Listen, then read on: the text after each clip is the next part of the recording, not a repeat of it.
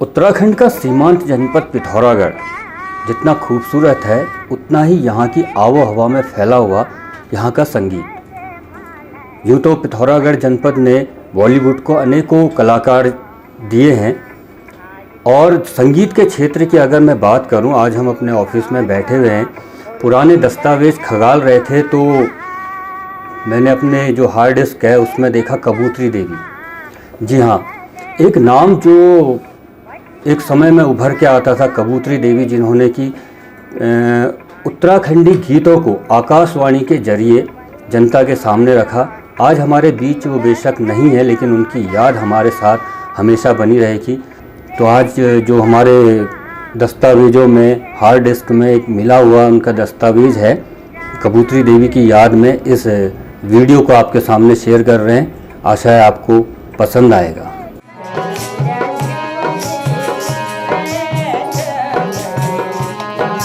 कबूतरी देवी 1960 के दशक की लोक गायिका थी, जिन्होंने जिले के बाहर अपना पहला कार्यक्रम लखनऊ में दिया था।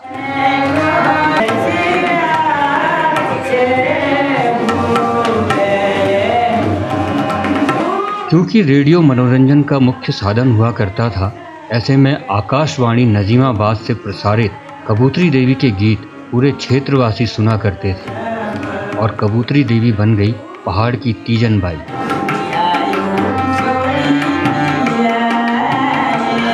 हमारे दस्तावेजों में आज भी वो जीवित हैं। गांव के माहौल में पली बड़ी कबूतरी अनपढ़ थी, साथ ही वो केवल अपने गांव की पहाड़ी बोली बोलना ही पसंद करती थी।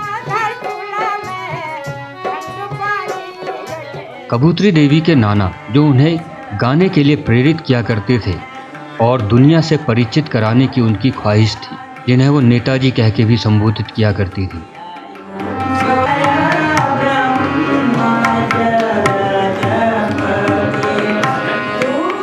हमेशा बड़ी महफिलों में पढ़ाई के मामले में पीछे पाकर वो हमेशा ही संकोच किया करती थी। जनता के सामने कई मंचों में कबूतरी देवी ने अपनी प्रस्तुतियां दी, लेकिन कुछ पुरानी यादों में शामिल गीत का मुखड़ा सुनाते हुए वो अनायास ही भावुक हो जाया करती थी। किस पहले गान याद ये गायो, आज हमरो दर्शनला खुर्सनी भाड़ी माँ हिलो लाग्यो दर्शनला, लैलोन की साड़ी माँ झोंझोरे ले माँ, मलाई क्या दियो सम्झनो जानी बेलै माँ। इन गाना थिया सब चलनान कोने भ्या नेताजी ता चिंता जन करे, गाल हजली गाए छाड़े जन बीच में गानी रहे। इसा बतो ने भ्या मैं उसी भयो अनपढ़ी भयो, टाइम हमार तो स्कूल न भयो, कहाँ झरना न भैया स्कूल कहाँ छ कि छ काल में शतमा कालो तो हाल देखियो न हमारे दिन तो थियो न। अब जसले त सब मेरे दगाड़ ठड़ी ना न सब फोटो खिंचवाना मैं अंगूठ लगूँ। जिस समय ये साक्षात्कार लिया गया था उस समय कबूतरी देवी की उम्र लगभग 65 साल की थी, लेकिन उनकी आवाज़ में तब भी वो मिठास थी।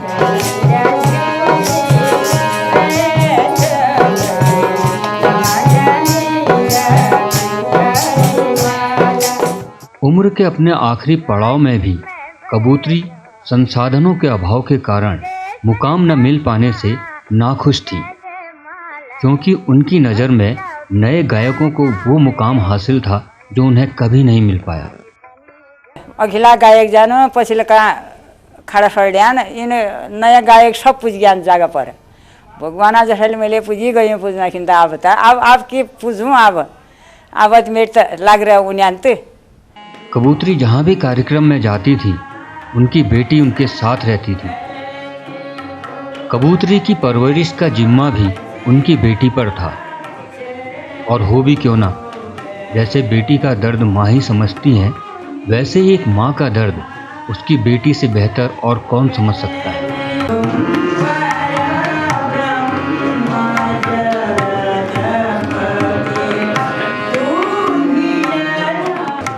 अपनी पूरी जिंदगी संगीत को समर्पित कर चुकी कबूतरी देवी ने पिथौरागढ़ के सीमांत क्षेत्र में रहकर अनेकों बच्चों को संगीत की शिक्षा दी। उनका मानना था कि शिक्षा बांटकर वह लोकगीतों में बसी रहेंगी।